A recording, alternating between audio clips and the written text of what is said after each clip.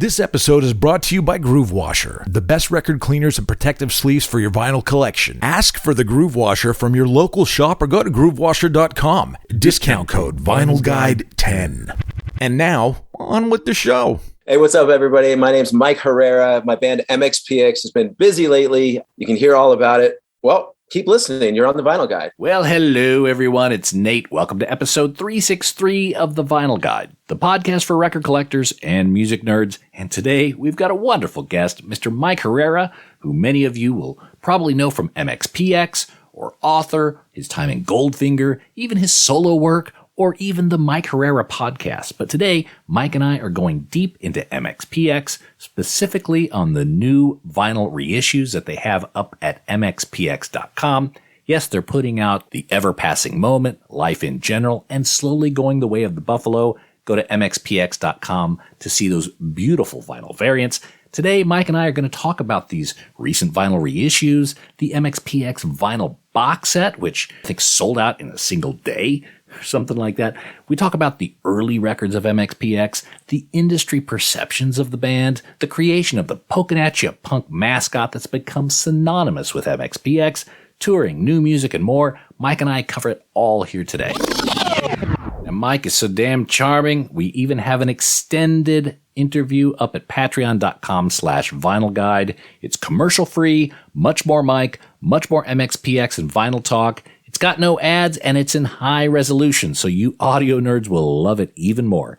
Support the Vinyl Guide for $5 or $10 a month. Whatever you can afford is appreciated, and you'll get all sorts of extras at patreon.com/vinylguide. And finally, if you can indulge me for one more minute here, I want to make sure that all the noobs to the Vinyl Guide podcast know that we've got a huge backlog of episodes that are freely available simply by subscribing to the Vinyl Guide in your podcast app. Some 350-something episodes and interviews, including East Bay Ray of Dead Kennedys, episode 355, Off Circle Jerks and former Black Flag frontman Keith Morris, episode 352, Brian Baker of Bad Religion and Minor Threat, episode 351, The History of SST Records with author Jim Rulin, episode 332, Fred Armisen of Saturday Night Live in Portlandia, we talk punk and box sets, episode 289, and many, many, many, many more. Subscribe to the Vinyl Guide in your podcast app. Scroll, download, listen, and enjoy.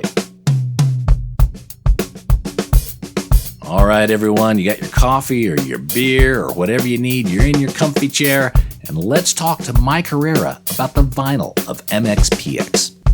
Mike, thank you for making the time, because I've seen the posts, the announcents of these vinyl reissues. You've got 3 reissues coming out, right? Ever-Passing Moment, Slowly Going the Way of the Buffalo, and Life in General. Multiple variants. They're going on sale November 4th, and they're shipping same day, right? That's right. They're available now. And so, yeah, by the time this comes out, they should be live. Yeah. God, I hope some of them are left, because when you guys announced the box set, didn't that sell out in like a day or two? That sold out, same day. And that's why we did these represses, honestly, because everybody was trying to get those box sets, and there was a lot of demand. There was a lot of resellers. And so we're like, okay, let's press because we had the licensing rights. It took so long to get the licensing rights to get the box set done. And really, our deal goes through, and we can do these represses. So we're like, let's just do these represses. People want Buffalo constantly. People want Life in General. I've got an original pressing down here, but it's like, it's so, it's funny that sometimes old records, they're so thin and like flimsy sometimes. It's like, wow, I don't want to play this. I'm going to put this away. They weren't pressed with the thought that like in 20 years, vinyl nerds would be, holding them up like holy grails. Right. Yeah, absolutely. I wonder if they do that now. They probably still don't do that. Oh, they may do that, especially like the really beautiful pressings. I think, yeah. And, sure. And I saw some of the ones that you're doing, and I imagine they're going for different numbers of those variants. So yeah, that's another thing about the pre-pressing is we didn't want to have to press too little. We wanted everybody to get a chance to get these records. So we have 1,000 black vinyl, 1,000 of the solid color, and there's different solid colors for every record, and of course, and then there's specialty color, which is like either a pinwheel vibe or splatter or something like that. So we pressed 2,000 of the specialty, kind of assuming a lot of people are going to want that. So we have 2,000 of those. We have 1,000 of the solid, and we have 1,000 black. So I feel like we have plenty to go around for people that really, really want it.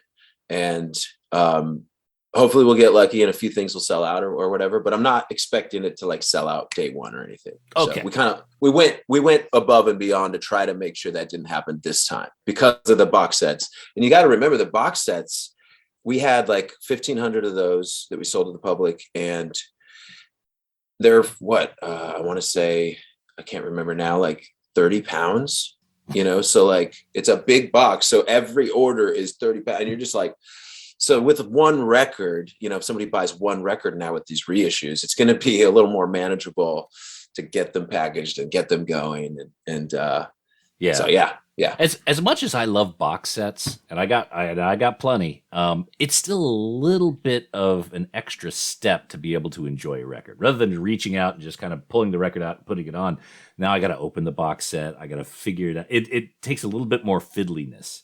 So it does. Yeah. I'm not dissing box sets at all. Again, I'm buying almost every one that I see these days, unfortunately. But people buy those box sets for the collection, like the people that really want to like have that on their shelf, have that in their collection. Yeah. It's like a badge of honor.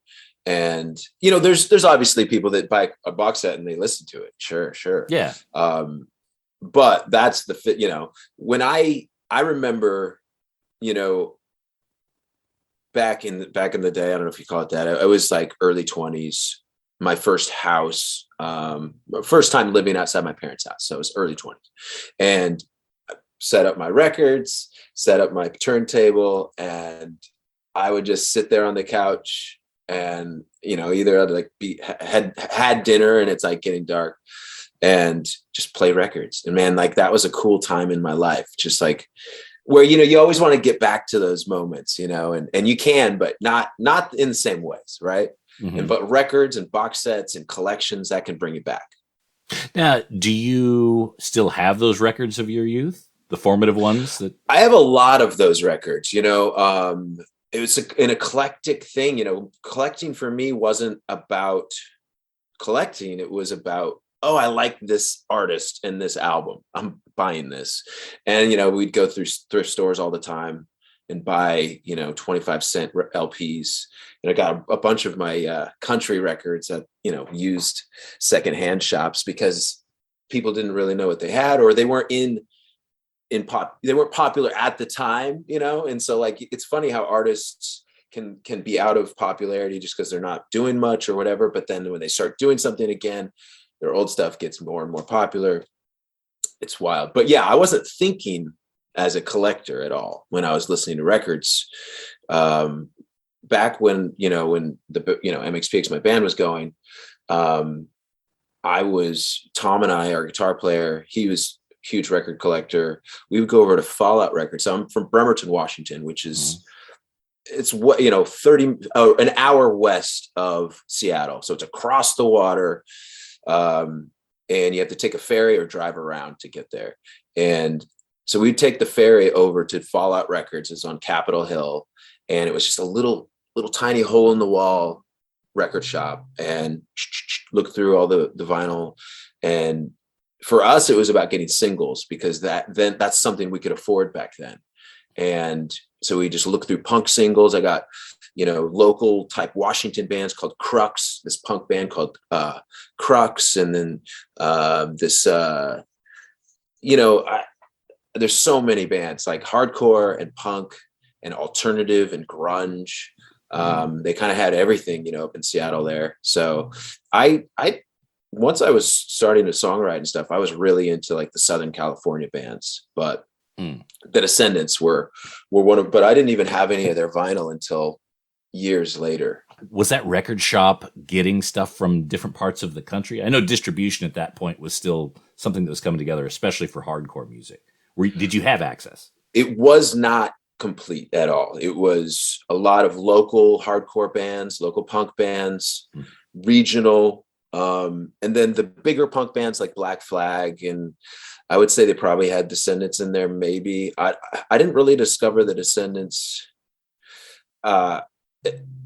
until ninth grade, something like that. Ninth grade, yeah. And I started the band like a year later. But the Descendants were like huge once I saw All and Descendants. But going to Seattle was like going to the big city for us, right? Because we're in a small town, and but later on, like a few years later, after we were doing our thing, there was some decent record stores in Bremerton. And of course, you know, they had CDs and tapes. Tapes were a big thing. I actually collected a lot of tapes. I know this is about vinyl, but I collected a lot of tapes because like it was so easy to get. You could, you know, everybody had those. So like I found myself also collecting tapes. Also, I guess back to my point about I wasn't really collecting. I was just grabbing things I liked. Music. You were amassing. Yeah. So budget tapes and discs, Peaches. That was like our local stuff. There's a new actual vinyl record store that opened in Bremerton called Bigfoot's House of Vinyl, and it's open now. It opened a couple years ago during the pandemic. I'm sure they weren't happy about that one, but I just love that, you know, they're doing as much as they can for the vinyl community, so now we don't have to necessarily go to Seattle. Yeah, to me, it's there's a mixed blessing, especially with something like Discogs, where if you want that vinyl you've been chasing for years and years, you could order it and have it within a week. But to me, that's great. But there's also something to be said for, like you said, going to a record store, flipping through and having that, oh my God moment that, you know, look what I found. To me, the hunt is as sweet as the acquisition. Oh my God. Yeah. I mean, our guitar player, Tom, again, he's always out there hunting, and you can get things online. He buys things online all the time. He has a buddy in the UK that he's kind of got a deal with him where he'll buy something. If he wants something in the UK, he ships it to his buddy's house. So he doesn't have to pay all the extra stuff. And then he has his buddy ship him just like a personal package to his house. And they wait and they get a couple records, you know, stored up, and then they send it over. So there's this little back alley cabal system happening here with vinyl. And that's probably really fun. It's like, you know, if you don't really think about it, it's like, oh, that's annoying. That's a whole rigmarole. But really that's the thrill of it, right? It's like, I have a buddy that's like really into getting things for free or discounts. Like he'll spend money to get a discount. It's like, dude, but like, that's part of what he loves. Right. So like, I think with vinyl, part of what people love is the hunt and finding it. Yes. Discogs, things like that make it easier and make it fun in different ways and convenient. When you're at work, you can sneak a peek. You can look for something to bid on.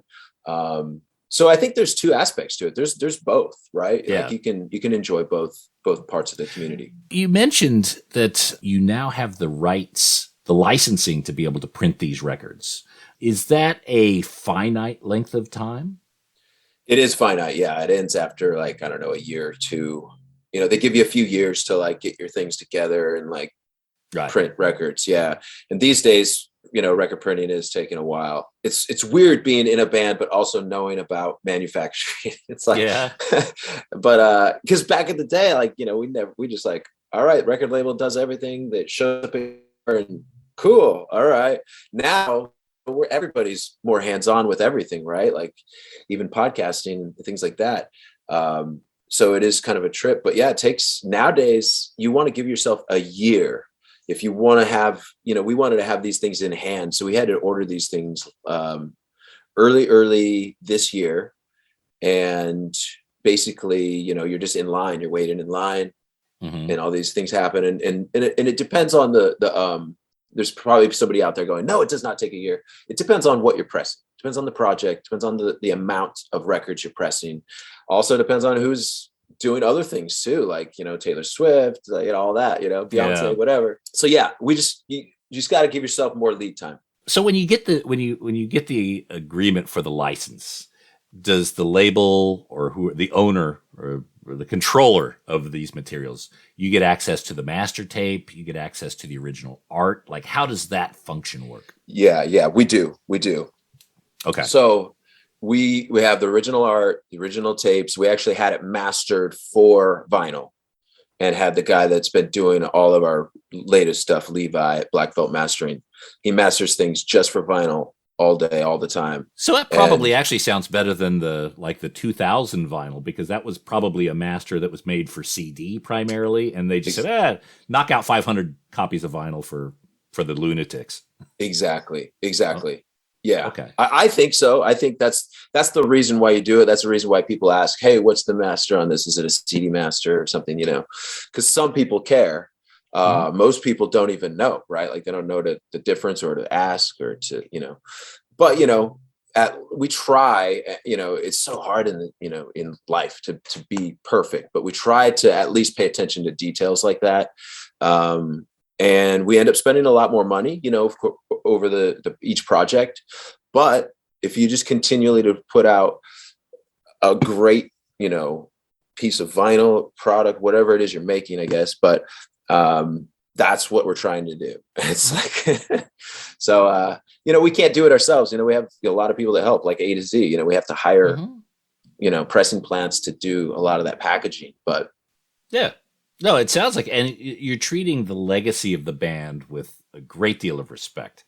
And I got to tell you, Mike, I've had some moments in my life where MxPx has played a very important, pivotal role, and especially the album, The Ever Passing Moment. That was and I hope I don't get choked up, that came to me at a time where there was another handful of albums from some bands that really got me through a very difficult point in my life. And the fact that there was this positive message, there was this energy, it was like this light that kind of shined through, that helped slingshot me through this kind of depressive state.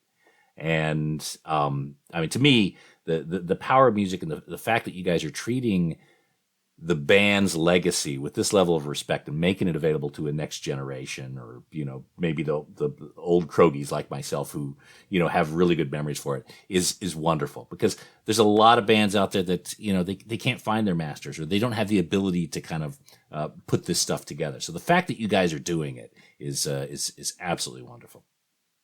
Man, that means a lot. I appreciate it, man. Thank you. And I'm glad that our music could make a difference. That motivates us always, to keep going and to hear those stories.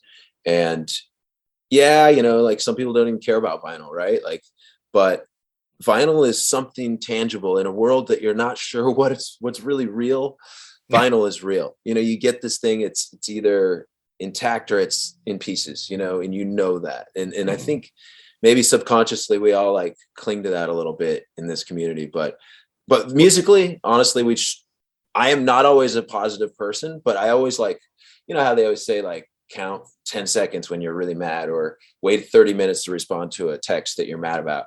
I'm that guy. Like, I don't respond necessarily the right way, but I think once I sit down and I really think, that's when I'm writing songs. That's when I'm putting a positive spin on my situation. So, like, not everything's great, but what are you going to do? You gotta, and so I feel like it just comes naturally to be positive, even though I'm not always right away positive. Mm-hmm. Yeah. Now, what was the role of the Christian faith in the early days of the band?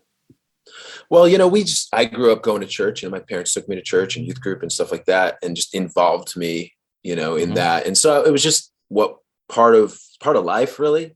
And little did I know that, most people were having a lot of those similar situations where they're dragged to church. And so, it came out in my lyrics, and I wasn't really thinking ahead. Like, what if you're not really, thinking this exact way when you're 20 years down the road? I wasn't, I don't think that, you just, boom, what's on my mind? I hit it. And that's probably why we were successful in the first place, is we were unfiltered.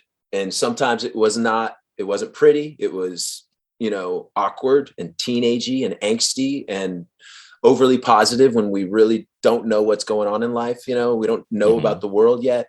So it's just honestly, it was just a byproduct of what I was doing. You know, my parents taking me to church all the time. So it was really, it came from me. You know, Tom and Yuri were just along for the ride.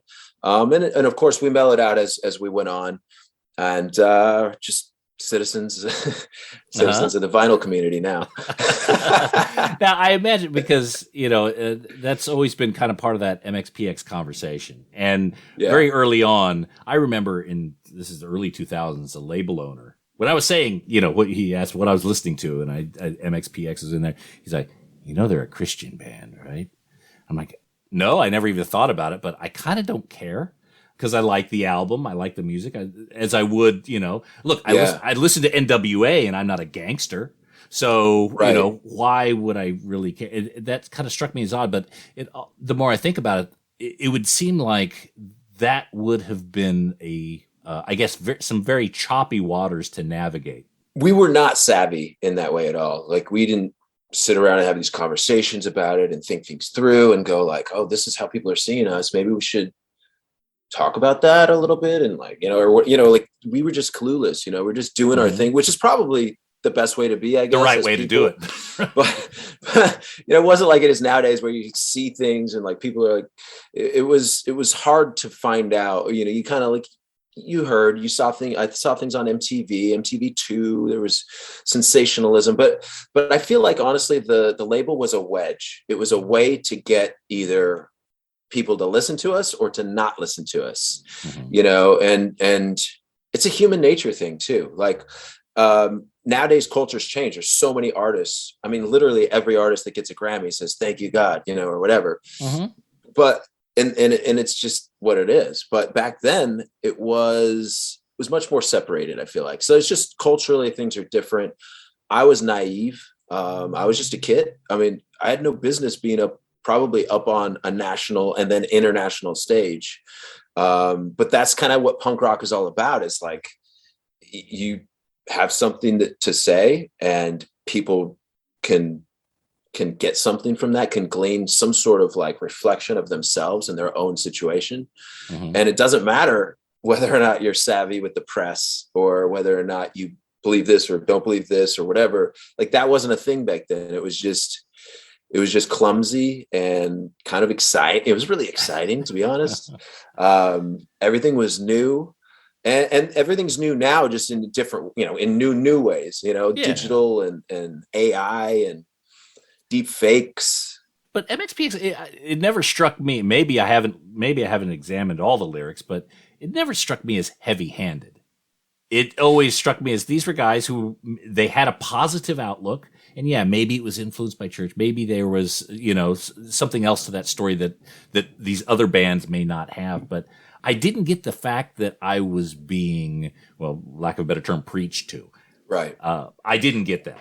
We got in trouble for not preaching. Like, you know, like we'd do some shows very early on in our career. We'd do some shows at like a church or at like a youth center or something, a skate center, but, you know, they had like a, you know, from Christian standpoint, not all of them, by the way, just a few of them were like, you have to do this, or you should be doing this. And we're like, I was like sneaking cigarettes. Don't smoke, kids. I quit a long time ago, but like, you want to be rebellious as a kid. And so like, I don't think maybe that's why I was smoking, to be rebellious, but at the same time, I didn't want people to see, because I knew it was like bad, you know? So It's like, and the reason I even started smoking was because I was around my best friend that smoked. And then you couldn't get a break at Spiro's, where I worked washing dishes. It was a pizza place. You couldn't get a break unless you smoked. You get a smoke break. So I was like, well, I guess this is like very early band stuff. Like, our first tour hadn't even gone on yet. So sorry, a lot of just blah life right there, but that's okay. Now, so tell me the story of the first single, 17. That's your first time on record. Is that right? We'll be back after these messages.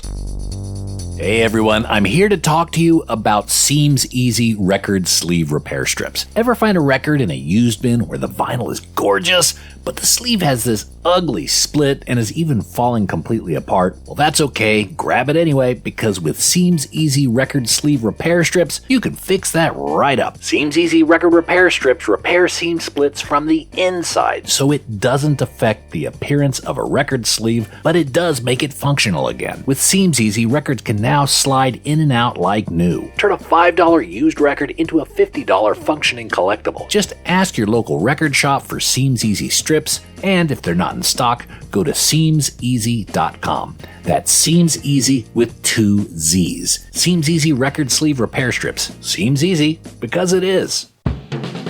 Oh, and hey, record nerds, don't forget to clean your records with the very best and safest record cleaner, the Groove Washer. Make your records look and sound their very best and store them with confidence using the new Groove Washer Groove Guard record sleeves. You gotta try this out. It makes a huge difference to the quality of your vinyl experience. Ask for the Groove Washer by name at your local record store and accept no substitutes. Or head over to groovewasher.com and use discount code VINYLGUIDE10. All hail the Groove Washer. That's groovewasher.com, discount code VINYLGUIDE10. Now we return to the program, already in progress. No limits. Tell me the story of the first single, 17. That's your first time on record, is that right? It is. We were going to do, there was a single that was planned that we never put out. It was called Circular Files. It was our big idea of, Circular Files, like a record, but it's also a trash can. So the cover was a trash can, and in it said MxPx, and there was my sister's pet rat was in there, and my mom took the picture. So like that was like our big plan. But then we ended up recording, with Tooth and Nail, just literally not even under contract. They were just like, hey, here's some studio time, record this with Aaron Sprinkle. Aaron Sprinkle set it up. He was the producer. And so we did 17, and actually I think I just saw that somebody was just posting that online. But yeah, that was a fun one because we did the cover for that too. And Tooth and Nail, back a long time ago, didn't really think about things through and didn't have a legal team or whatever. And we put the Beatles pictures on the cover, like on the back. On the backside, yeah. On the backside. And it was like Ringo, Paul, George, or whatever. Like we were just saying, like, that's us. And we got in trouble for it. Like Tooth and Nail got like a cease and desist letter. Really? And so Okay. I remember we had boxes of those 7 inches, the original cover. And before we could send them out, we had to each one black out the eyes of each picture. So we'd black out the eyes, black out the eyes, black out the eyes. We just put a bar over it. And then the second pressing had the bar over the eyes already. And then the third pressing of that was a totally different cover. Why the cover changed? I mean, I know why the back cover changed. Why the front cover changed on that? That was Tooth and Nail. I think Tooth and Nail was just looking for ways to make money at the time and was like, this is popular. Let's do another pressing, new cover. I remembered it was weird seeing Tom on the back cover because I was like, Tom's not even on this record. So they put like a new picture. You know how record labels sometimes will put like a new picture on a repressing or something like that, and you're like, that no, what are you doing? Yeah, I don't know if they do that very often because it's a really bad idea, so you probably don't know. But they did that, and I mean, it's not the end of the world. It was early. It was like, whatever. But I always thought that was weird, and it probably honestly was it wasn't thought through, right? It was just done. And they're like, oh, we didn't even think about it. Well, it was early in your career. It was early in their career. Everyone's just trying to figure their way through this. Yeah. So 1994 also, Pokinatcha comes out. And this record comes out while you're in high school. How did that influence your years of study, your remaining years in school, having a record out? It should have been crazier. We were so focused on shows that was what I was thinking about. Shows, songwriting. When that record came out, I think I gave it to 3 people at my school. I told 3 people about it. It's just like, It was a secret. It was kind of it was like, I feel like I wasn't a promoter that, like, back then it was like, no one told me you should tell people about your record. Like, it's not like it is today where you're like, if you have something to tell, you tell people, you know, like, even if you don't, you tell people. Right. So were you kind of ashamed about it? I mean, a little bit, now that you say. I don't know. It's like, it's strange. Like, I was ashamed that, not that it was like so punk, but that it wasn't good enough. You know, it wasn't punk enough. It wasn't, even though I was proud of it, I was proud that I had a record. I felt like I could do better immediately, almost, you know, if that makes sense. Like, yeah, like there's so many songs on that record where I'm like, okay, this needed an editor. Like, but it is what it is. It's like, okay, it's a kid doing things. And a lot of times, like, to put it in today's terms, my kid edits videos all the time, and she'll make me watch them over and over. And she's 9 now, but she started years ago. And I had a tendency to, like, tell her what to change. Oh, do that. And now, like, for years, like, at least the last year, I don't say anything. I just look at it and go, that's not going to be good. But I don't say anything. Because I'm like, you know what? She'll learn and she'll get better as she realizes it's, because I feel like in some ways, yeah, I wish I had like a coach to, like, coach me through songwriting and coach me through. That's what a producer is supposed to do. But when you choose a producer that's literally on his first job, he doesn't know that either. So Aaron Sprinkle, like, faked it to get the job producing us. Well, I guess you've got everyone in high school is listening to, I guess maybe in this age, you know, the Nirvanas or the Pearl Jams or whoever well-produced music, these songwriters that have been at it for years and years. Maybe you were comparing yourself to them. Okay, well, this is my attempt. You know, it's your first kind of the first monkey you shot into space, right? And well, I think it's just probably, honestly, it's that, with just the simplicity that when we do something new and it's the first thing, you're not sure if it's good or not. You're like, I think it's good, but I don't know. So, like, you kind of, like, push it out the door and go, here, let's see if it finds a home. And you know, it was a launching point. Like, what I didn't know is, like, it doesn't have to be good right now. It could just be like a stepping stone. And I feel like every album really has been. Like, if we're not getting better, if we're not improving in some way, you know, I mean, and you're not 100% in charge of everything and how that album comes out. You've written the music, you played the music, but there's so many other people who have hands on it. The engineer that may not, the bass drum may sound horrible, or, you know, the mastering engineer, even the cover art sometimes can come out a little bit wonky. What is this? So you're not in charge of every single step in that chain. At least you weren't then. Now you are. yeah. Now, the mascot, is it Pokinatcha Pete? Pokinatcha Punk. Pokinatcha Punk. He was there from the very beginning. Mm-hmm. Tell me the story of the creation of that icon. Well, we wanted some sort of mascot, you know, and it was me talking to, I guess, Tom and Yuri, and our band, you know, MxPx, Magnified Plaid, whatever, you know, if you want to call it that, but it's really just been MxPx since then. We wanted a mascot. We wanted something iconic. We wanted to be punk. And we told that to Tooth and Nail. And they're like, okay, cool. That's great. You know, and they contacted John Nissen down in Portland, Oregon. And he had just done their logo. You know, it's always like, who's doing good work that will actually do something, you know, like, you'll do it.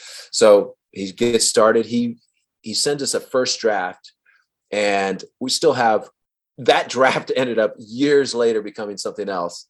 But it was a real mean looking skanking guy. And it looked kind of like Circle Jerk skanking, you know, Punk, but not as even colorful or cartoony. You know, it was a little more like skinhead looking, like that. Right. And we're like, you know what? We want it to be more cartoony, more fun, more young, but we like the running idea. And we, you know, Mm-hmm. So he came back with, which was basically a sketch of the cover of Pokinatcha.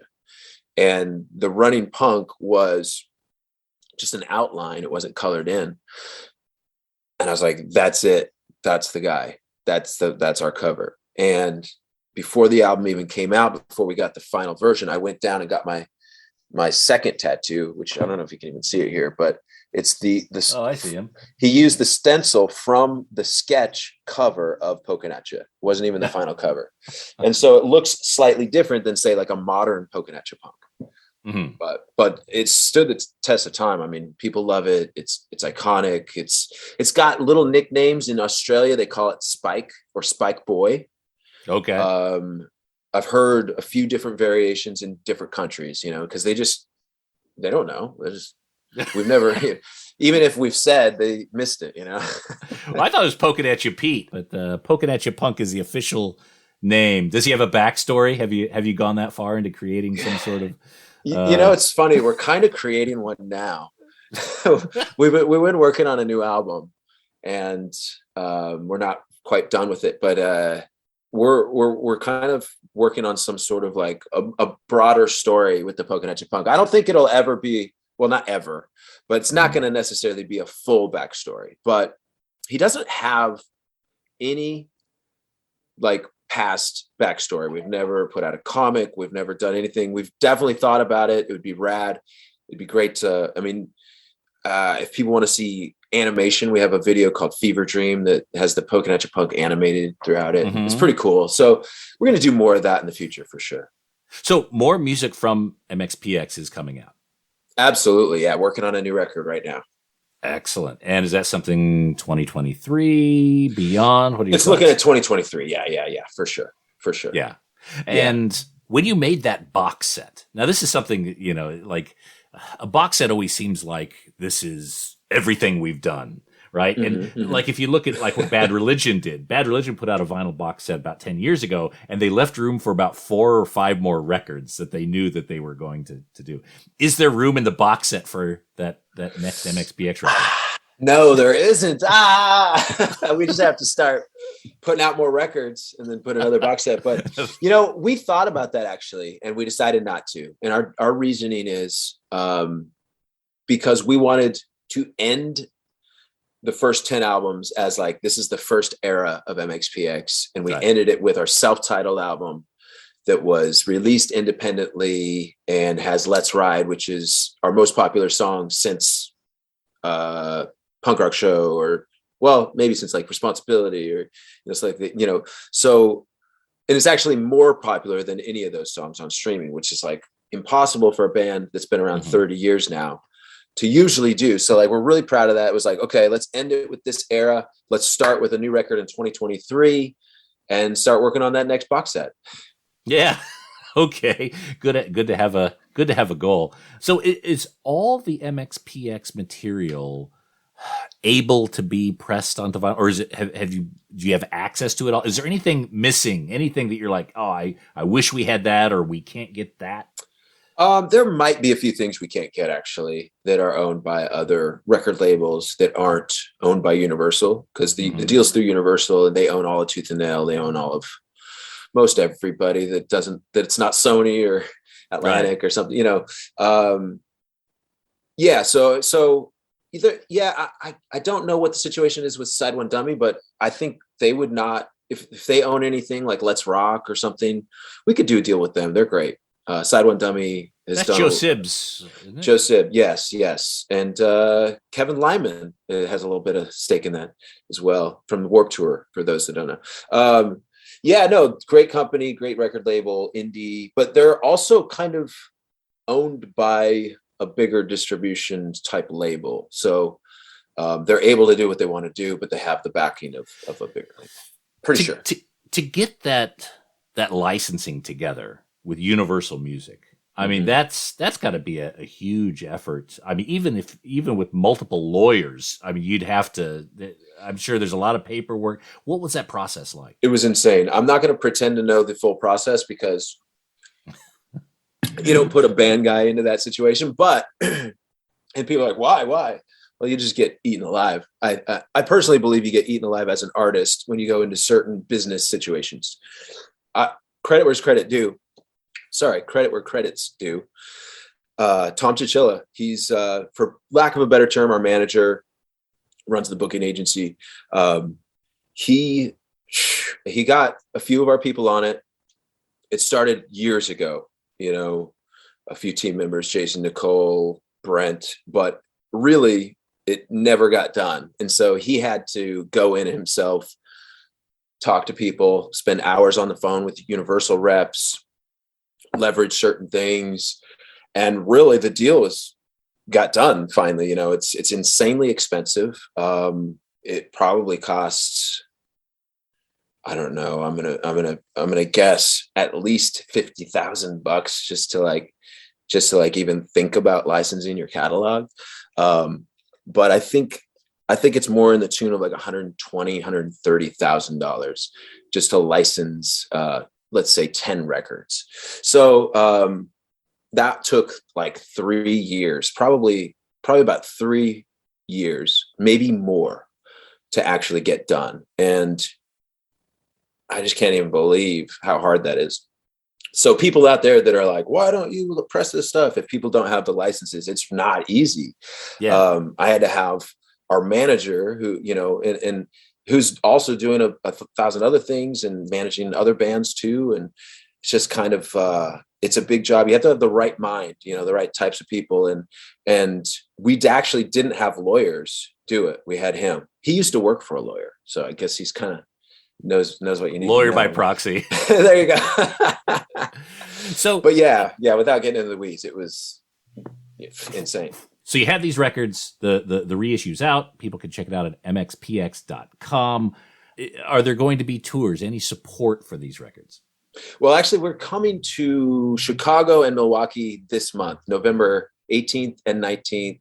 Tickets are on sale. We're coming to House of Blues in Chicago, and then the Rave in Milwaukee, the haunted venue.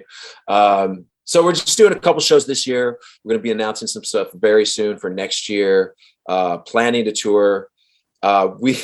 We'd love to come back to Australia. Nothing planned quite yet, but we definitely plan on doing a bunch of stuff once the new record hits.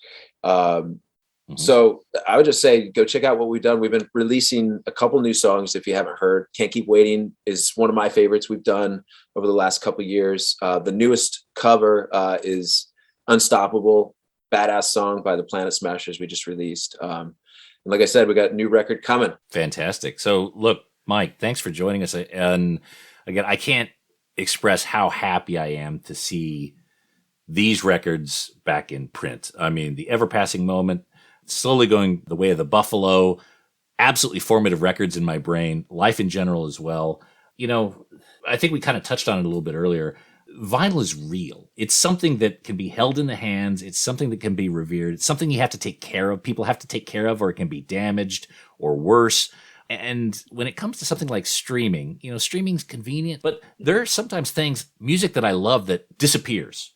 Like there's I forgot what album it was, but it just, it was gone. I was listening to it at one point, and then I came back a month later and it was gone because something changed within the system and I have no control over it. Now, I don't know what I'm going to do. But with the record, it's yours. It stays in your shelf. You can pull it out anytime. It's a true connection to the band. And especially in a situation like MxPx, it really, I imagine buying a record is really a great way to be able to support a band who's still doing it like you guys are doing it. I mean, it's huge. If people buy these records, I will be okay. People don't, I'm going to be a hustler. You're going to hear a lot more from me, like trying to sell stuff. All right.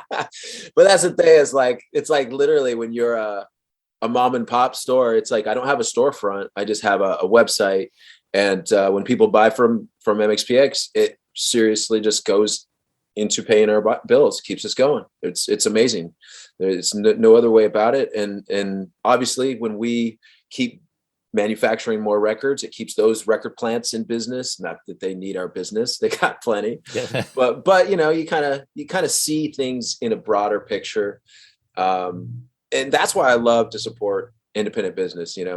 Corporations are everywhere. They're going to be fine, but small businesses are real people. Yeah. You're right. All the way through the whole vinyl supply chain. I always say whenever I go to a new town, I look for the record store because those are my people. Yeah. You know, the people that are in the record store, the neighborhoods that the record stores are in are generally the most interesting. The places where you get the best tacos are somewhere around the record store. You know, the whole community, and all the way back to the record pressing plants and the artists that make the covers and things like that. You're right. It's absolutely important for us to support not just the bands, but everyone who's involved in that. All right, so here we go. MxPx.com. Grab some of these vinyl pressings now before they're gone. The box sets went really quick, so I imagine these may have a short shelf life as well. The ever-passing moment, slowly going the way of the buffalo, life in general, multiple vinyl variants available at MxPx.com. Also, pick up a copy of Southbound San Antonio. That's on vinyl. There's a few extra copies up there, a handful. You can get them autographed. And, of course, check out the Mike Herrera podcast, available on any podcast app you're listening to right now. Mike, thank you so much for joining us here on the Vinyl Guide, Nate. Nate, thanks for having me. Appreciate it.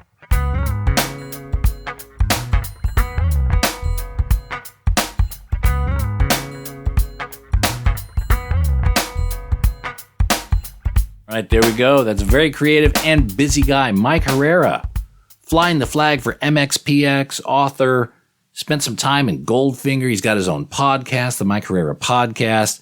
The guy's very, very busy. Find out more information at MxPx.com. And don't forget, we've got an extended version of this interview at Patreon.com/Vinyl Guide. It's commercial free, helps support this podcast, and it's a huge help if you guys could do it. Patreon.com/Vinyl Guide. That is it for this episode of the Vinyl Guide. Thank you so much for tuning in. Please share these episodes on your social media. Put them on Facebook. Tweet them out on Twitter if it still exists. Regram them on Instagram. Do a TikTok dance, or even just do the analog way. Share this podcast with your record nerd friends, or go to the record shop and let them know about it. Show them how to get a podcast on that smartphone, and your friends will appreciate it, and certainly so will I. And we'll be back shortly with a brand new episode. So until we talk next time, get out there and buy some records, people. Cheers. That's it for this episode of The Vinyl Guide. Send your thoughts to Nate at thevinylguide.com, or follow or tag us on Instagram at Vinyl Guide. Until next time, keep spinning.